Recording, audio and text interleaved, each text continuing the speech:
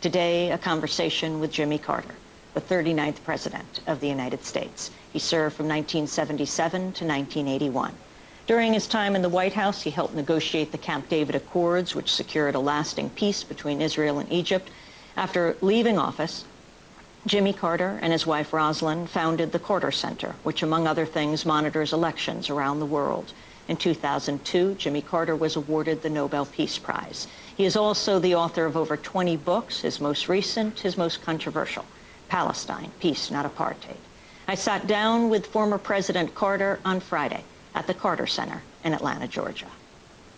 President Carter, thank you very much for agreeing to this interview.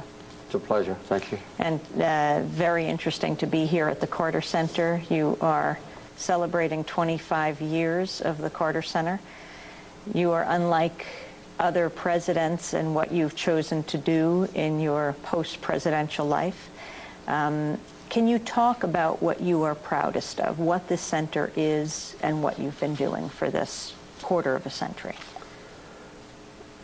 Well, the Carter Center's work is really an extension of what I found to be of interest when I was president, to work on peace and human rights, environmental equality, the alleviation of suffering, things of that kind.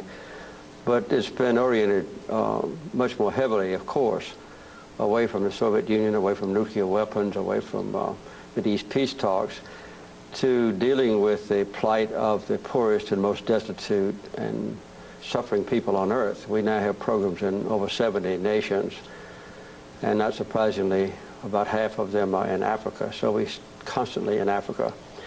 And we have had a basic policy of not duplicating what other people are doing satisfactorily. If the World Bank or World Health Organization or the U.S. government or Harvard University is doing something, we don't get involved in it. We just fill vacuums in the world. So this has taken us into the jungles and in the desert areas of small villages around the world, particularly in Africa, Latin America. So we deal with a large group of so-called neglected diseases, ones that are designated that way by the World Health Organization. They're not known in the industrialized world, but they still afflict tens of millions of people in Africa and other places. Onchocerciasis, lymphatic filariasis, dracunculiasis, trachoma, schistosomiasis, things of that kind. And we have here at the Carter Center the only international task force on disease eradication, where we analyze every human illness in the world and decide which ones might possibly be completely eradicated or eliminated from certain areas of the world. And we concentrate on those, working with a lot of other people, of course. And we also have another program that relates to health, and that is nutrition. We've taught about 8 million farm families in 15 countries in Africa how to increase greatly their production of food grains.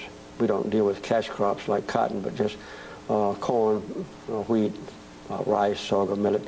And while we're in the countries dealing with disease and agriculture, if that nation has a problem, say attempting the first election to eliminate a dictatorship or a troubled democracy, then if they want us to let us come in, we go in and help hold an honest and fair election, or sometimes negotiate a peace agreement.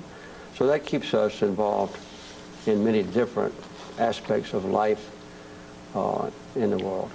Did you have any idea you were going to do this when you were president? No. Well, I really expected to have a second term, as you may have surmised. But no, I didn't have any idea about this. I wish I had. When I was president, it would have been much more productive had I known as much as I know now, just a tenth as much, about what actually goes on among those families and in those little towns and villages that are so sadly neglected and so much in need. If you had known, what would you have done differently? I would have increased greatly using my voice as president to publicize the plight of these people, and I would have been much more effective, I think, in inducing the Congress to appropriate foreign assistance money. And I would have used my leadership capability as President of the United States, among other nations, to increase direct assistance to eradicate these diseases and to deal with their plight. So how did you get into this afterwards?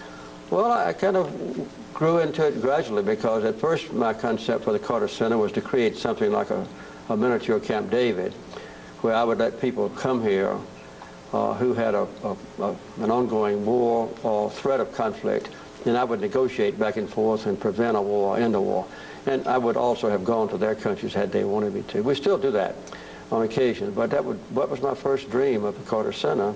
And it was only as years went by and we got to know these people, and we saw that there was just a plethora of health afflictions that no one was addressing, that the Carter Center decided to adopt this among these people. One example, for instance, was guinea worm, which is an ancient disease known in the Bible. It's probably the fiery serpent in the Bible. And we found that in 23,600 villages, all of which we visited now, by the way, there were 30.5 million cases of guinea worm.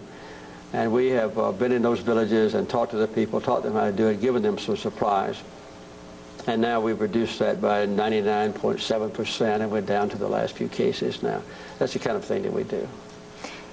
President Carter, I wanted to switch gears to talk about the raging controversy over your book, Palestine, Peace, Not Apartheid. I didn't know it was still raging, but that's interesting.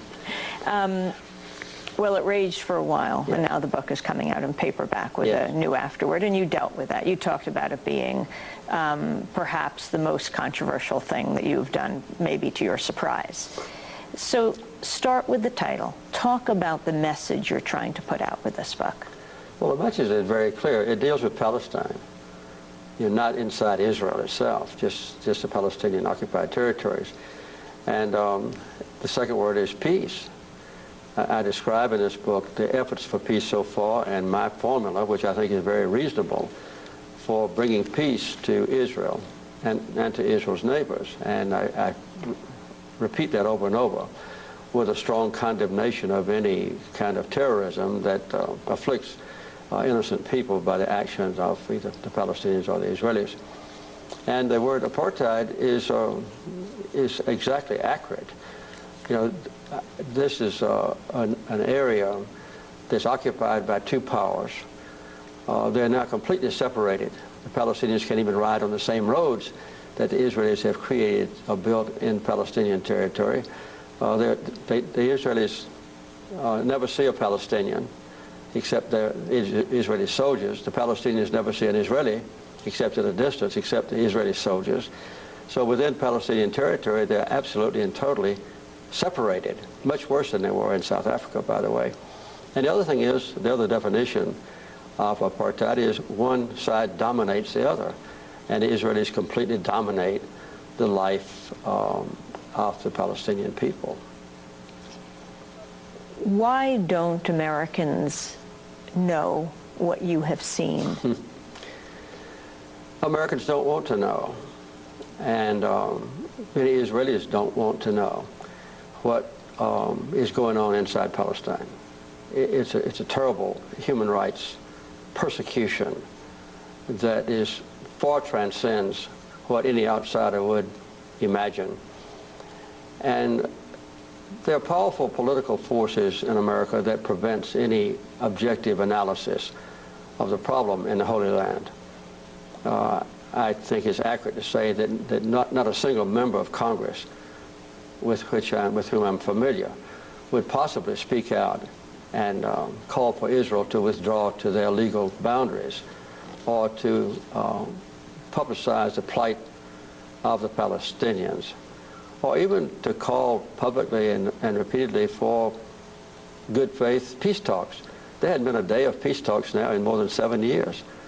So this is a taboo subject, and I would say that if any member of Congress did speak out, as I've just described, they would probably not be back into Congress the next term. Who are these forces that you're talking about? Well, there's an inherent commitment in America, which I share as a Christian, of a deep commitment to make sure that Israel is safe, and to make sure that Israel is safe and that Israel is free, and that they can seek for peace. So there's a strong inclination for all of us to support Israel's continued existence and peace. And that is added on to by the very effective work of the American-Israeli group called AIPAC, which is performing its completely legitimate task of convincing Americans to support the policies of the Israeli government. And AIPAC is not dedicated to peace. They're dedicated to inducing the maximum support in America, in the White House, in the Congress, and in the public media for whatever policies the Israeli government has at a particular time, and they're extremely effective. Do you agree with Walt and Mearsheimer, their new book, The Israel Lobby, about the power of AIPAC determining U.S. foreign policy? I have to say I haven't read the book. I've read stories about it. I don't really know about the details of it, but I do know that AIPAC is very powerful and completely legitimate. I'm not complaining because that's their purpose in life, and AIPAC, I think, was organized in the distant past, I think, when Eisenhower was president, and they've grown in influence, and in some ways they are to be admired. Did they influence you as president? Not really, because I was immune from those pressures. When I was elected president, you know, I came out of nowhere. Nobody thought I was going to win until the last minute, and so I wasn't obligated to them. And I worked assiduously almost every day of my term as president to bring peace to Israel, and also peace to Israel's neighbors. And we negotiated a peace treaty between Israel and Egypt, not a word of which has ever been violated. So I don't think there was any doubt that that my commitment then and now was to see Israel have peace, living in harmony with its neighbors, and justice as well, and peace for Israel's neighbors. President Carter, when did you come to understand, through your presidency and beyond, the situation of the Palestinians? Well, the situation with the Palestinians when I was president was not all that bad. The first time I went to Israel, I was governor, and I went to the West Bank. There were only 1,500 settlers in all of the West Bank. And the general presumption, even by Israeli leaders with whom I met, was that Israel would withdraw from the Palestinian territories. It was a temporary thing. And when I negotiated an agreement with the Prime Minister of Israel, Menachem Begin, he agreed that the political forces and the military forces of Israel would be withdrawn from Palestinian territory. That's all in a written agreement. But in the last 10 years, I would say the situation has deteriorated rapidly. Not many people are permitted to go and visit as we have done. For instance, members of B'Tselem, the outstanding human rights organization within Israel, those members are not permitted to go into areas of the West Bank. They have to observe from a distance what goes on, say, in Gaza now. But on 3 occasions, the Carter Center, led by me personally, have been invited by the Palestinians to monitor their election. In 1996, when Arafat was elected president and the first parliament, so-called, was elected. Again, after Arafat died, when Mahmoud Abbas was elected president. And then in 2006, in January, when the Hamas ran for parliamentary seats, and they were successful. So in performing the duty of monitoring election, we are obligated to go to every village and every town in the entire West Bank, and also throughout Gaza, to see what's going on.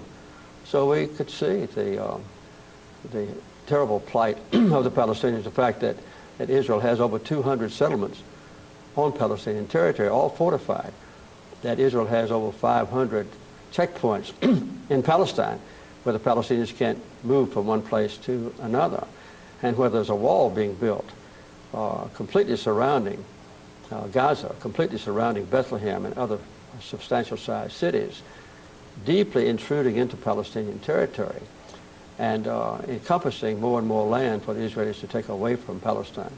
And the fact is that the West Bank is a tiny little place that was carved out for the Palestinians, just 22% of the total land.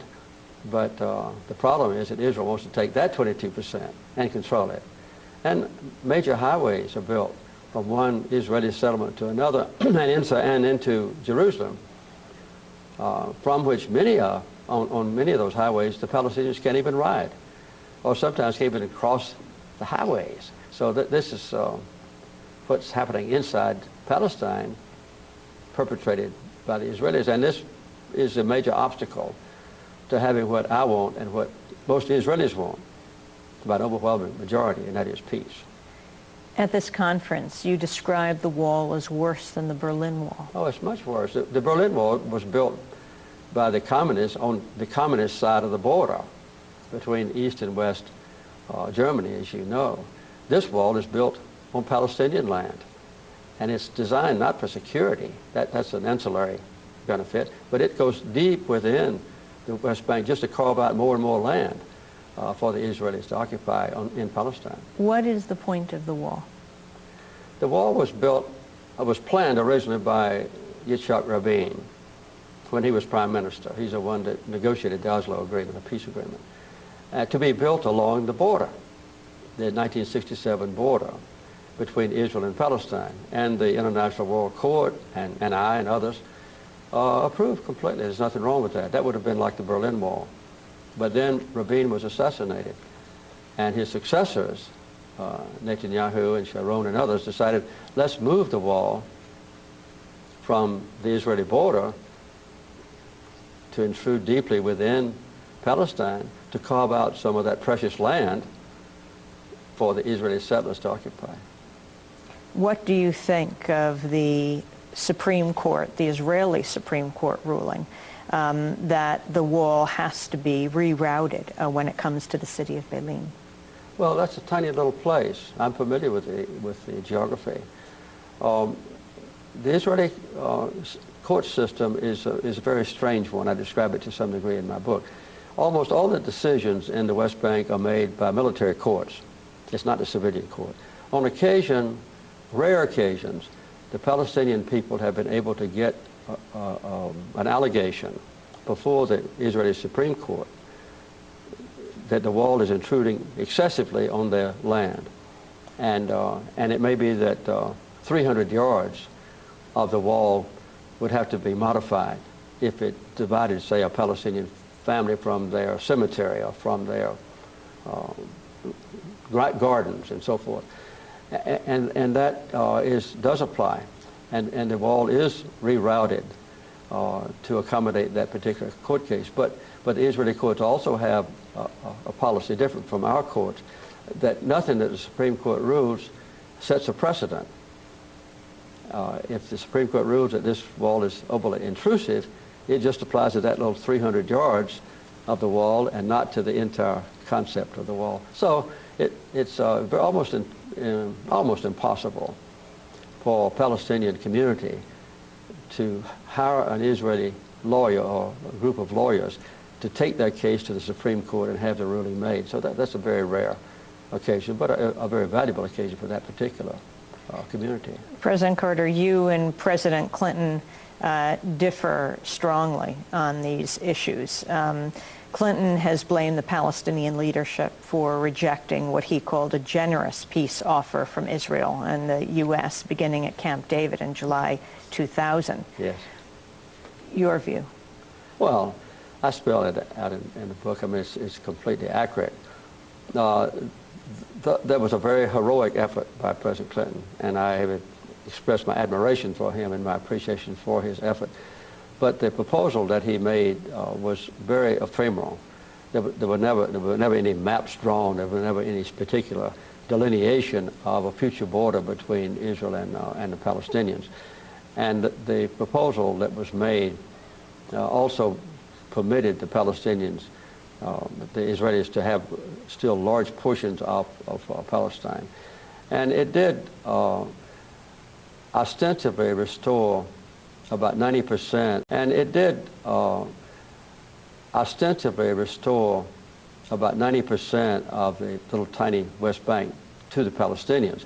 But that does not include the access to the villages, and that does not include the barrier about 300 yards all the way around a village, and it didn't include the highways that went back and forth. So for all practical purposes, there was no way that any Palestinian leader could have adopted the proposal that was made. It's interesting. We interviewed the former foreign minister of Israel, Shlomo Ben-Ami, Yes. who said if he were Palestinian, he would not have accepted it. No, he wouldn't. I mean, that's true. And it's, if you look at the precise maps, there are no precise maps, by the way, that were proposed by President Clinton. A few maps were written after President Clinton went out of office, but none were presented to the Israelis or to the Palestinians. And I might say that the Prime Minister of Israel and his cabinet debated the Clinton proposals for a long time. And they finally said, we accept them in principle. But they had over 12 pages of objections or caveats. And Arafat also said, we accept the Clinton proposals in principle, but there were a lot of caveats as well. So there never was any precise delineation of land or exact description of what would happen with refugees or in definitive terms with Jerusalem. Did you expect the firestorm in response to your book? Well, in a way, yes. My mail was overwhelmingly supportive of the book. And it was fairly easy in the roughly 6,000 letters I got to see which ones were from American Jewish citizens. Some identified themselves as being Jewish.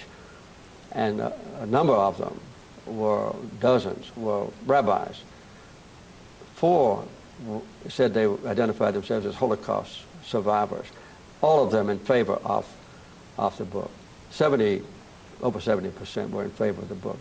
But that's a quiet voice. And when I have met with some of them personally, here and in other states, including New York State and California, they have told me that it's almost impossible for them to speak out publicly in support of the book, although they express their support quietly, because it's interpreted as being critical of Israel itself. And it's just not an appropriate thing for them to do. What do you want to see happen now in Israel and Palestine? I would like to see good faith negotiations begun after 7 years of no talks.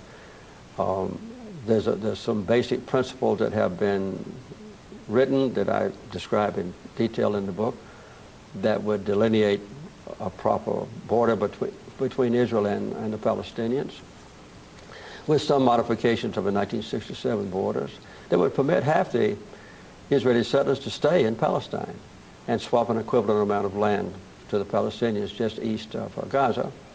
That proposal also describes what should be done about refugees and what should be done about Jerusalem. It's called the Geneva Plan, and it was revealed in Geneva in November of 2003, I think, and it was distributed in detail to every mailbox, for instance, in Israel and Palestine. And overwhelmingly, both Palestinians and Israelis supported it by a wide margin. But it never has gotten off the ground because the Israeli leaders have not been willing to negotiate on that basis and have not been willing to negotiate on any basis. Do you plan on continuing to speak out on this issue? Yes, I do. I hope to go back to the Holy Land, and to the Mideast, maybe within the next few months, on another trip. And I'd like to talk to some of the Arab leaders, say in Saudi Arabia and Jordan and Egypt. I'd like to talk to the Palestinians and talk to Israeli leaders and then to add my voice, which is a very small voice now. I don't have any authority, to the effort to bring about at least good faith talks on substance, which, as I said, have been missing now for more than 7 years. President Carter, Iraq, yes. Your assessment? Well, I'm not an expert on Iraq. I've never been there. I despised Saddam Hussein because he attacked Iran when my hostages were being held. It was President Reagan who established diplomatic relations with Saddam Hussein after I left office. But I think the best approach that I have seen, and I've studied it very carefully, is the Baker-Hamilton report. And I think that, as far as I'm concerned, without any substantive modification, that's the best approach to the Iraq question, to begin an orderly withdrawal, to marshal all the surrounding countries, including Iran and Syria, to help with the orderly regression of American forces, and to let the Iraqi people know in advance that Americans would not be continuing as an occupying force, but that the Iraqis could control their own economics, including oil. They could control their own military, and they could control their own political affairs. The drumbeat for war with Iran seems to be building in Washington, D.C. Your response? I think that would be a horrible mistake to start a war with Iran. And my own belief is that we should be negotiating with Iran on an equal basis and openly, instead of isolating Iran and having a war of words, both from Tehran and also from Washington. It just exacerbates the tensions that now exist. Your assessment of President Bush? I know President Bush. I admire him in many ways, and I've never criticized an incumbent president. I've criticized sometimes the policies of first President Bush and President Reagan and President Clinton and President Bush, but I have never criticized the president. I don't have any doubt that he's a deeply religious man. He's very sincere. He has his own ideas. He's very staunch and persuasive in presenting his ideas. And my hope is that he'll continue in the next months left in his term to open up avenues, say, to resolve the North Korean problem, which seems to be making progress now as he's become more flexible, and that he'll have the same flexibility toward other areas, including Syria and Iran. Do you think he's made the world a more dangerous place? Well, I can't blame the danger on him, but I don't think there's any doubt that the world is a much more dangerous place than it was when he took office. Obviously, there's been an upsurge in terrorism and terrorist threats around the world that are very real. President Carter, any regrets as you look back? Well, you know, I wish I'd been able to get the hostages out of Iran earlier. And do you think there was a plan made by President Reagan before he was president, since the hostages were released on his inauguration day? I don't know. I've seen books written about it, and I've talked to people that claim that that's true, but I've never alleged that that was true. And I doubt that if any of that did occur, my own personal belief is that President Reagan was not personally involved. You have human rights defenders here at the Carter Center. One is a woman from Indonesia. Yes. I was wondering, in your time as president, the period that Indonesia occupied Timor, if you regret the allowing of Indonesia to buy U.S. weapons at a time when it was one of the worst times for the people of Timor. Well, as you may know, I had a policy when I was president of not selling weapons if it would exacerbate a potential conflict in any region of the world. And some of our allies were very irate about this policy. And I have to say that I was not, you know, as thoroughly briefed about what was going on in East Timor as I should have been. I was more concerned about other parts of the world then. Since I've been here head of the Carter Center, though, we've taken a great interest in Indonesia. We're the only monitors in the first election when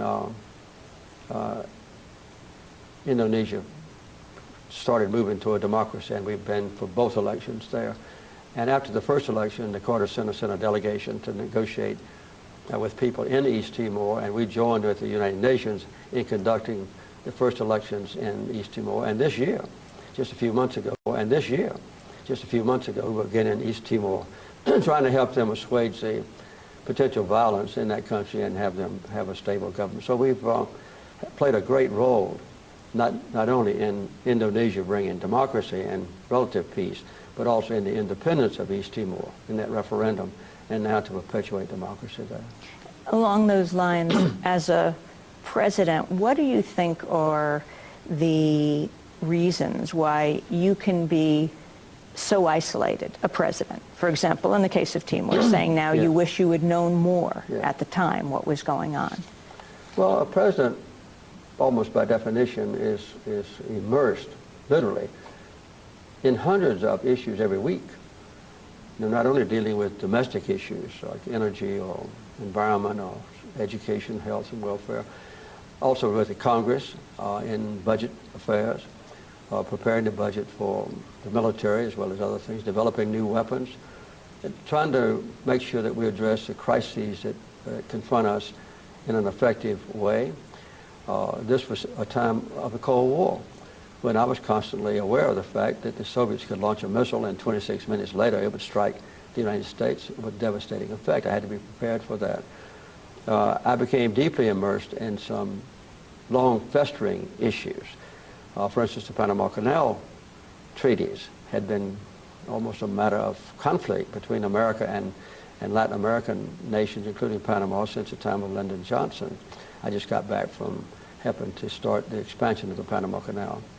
And the Mideast peace process had never been consummated in any substantial way since Israel was founded as a nation. I've worked on that. So there's so many different things that the president has to do that are pressing in crisis that you can't really expect any president, including me or my predecessors or successors, to know the details of things like East Timor. I wish I had, but I didn't. Would you put Iran in the same category at the time of the Shah coming to Washington, you visiting him there, the Iranian students protesting, the tear gas, you watching it? Did that surprise you at the time?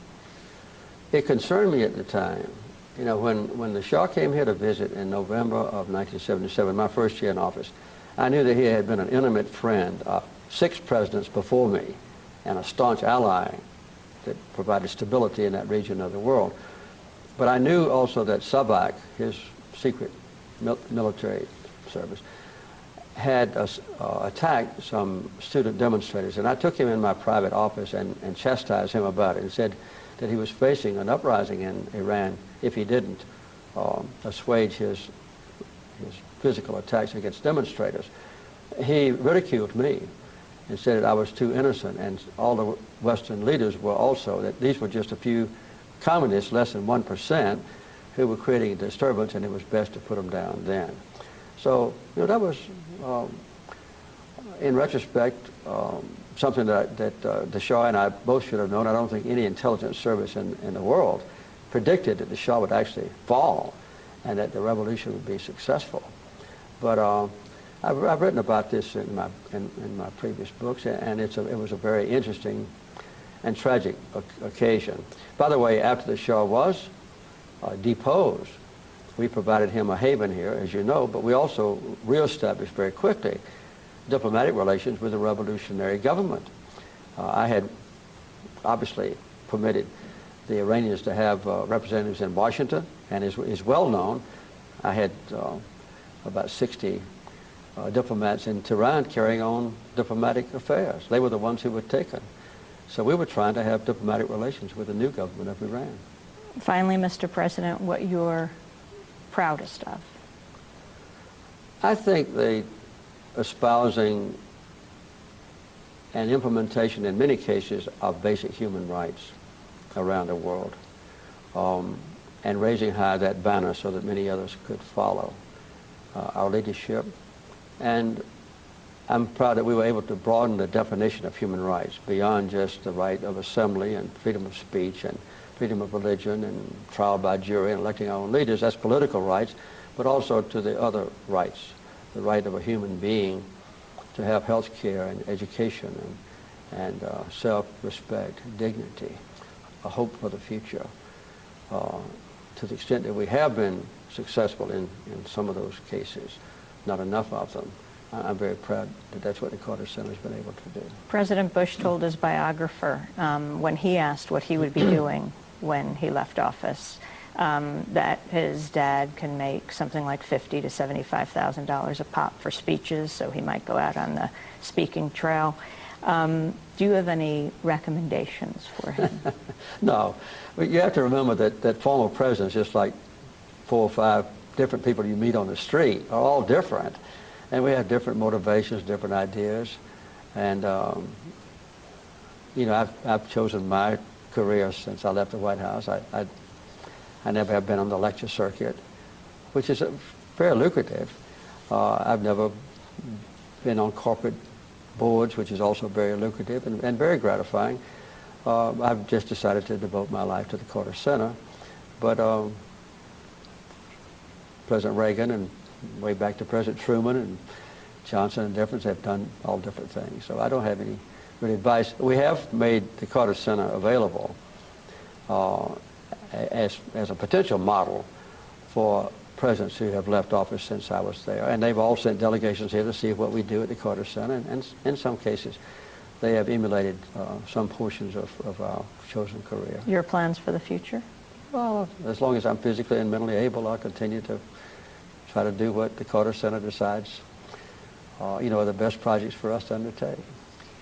And recommendations to people who, like yourself, entering, well, now you're about to be 84. Is that right? 83. 83. And then you'll be 84 and That's beyond. Right. That's right, I hope. To people who are in their 80s and 90s, your thoughts? Well, you know, it depends on any individual's mental and physical capability. I've been fortunate so far. And also what they think is best. I wrote a book about this a number of years ago that pointed out that after retirement, there are unprecedented opportunities for the expansion of one's life, to learn how to speak Spanish, or to learn how to paint a picture, or to learn how to be an expert on bird watching, or to make furniture, or to do different things, or to get involved in benevolent affairs. I work every year for at least a week with Habitat for Humanity. We've done this for 24 years, my wife and I. And on many occasions, among the 4 to 5, 6, 7, sometimes 10,000 people who join us as volunteers for a week, there are people even older than I am. So I think there's a good opportunity for serving your fellow human beings in benevolent ways. And sometimes even an older person can just go to a place like Grady Hospital and volunteer maybe 2 afternoons a week just to rock premature babies or something like that. And your partnership with Rosalind? Well, we've survived pleasantly 61 years. So far, we're going on our 62nd year, and we still get along quite well. That's the best thing that happened to me in my life. Thank you very much for taking this time. I've enjoyed it.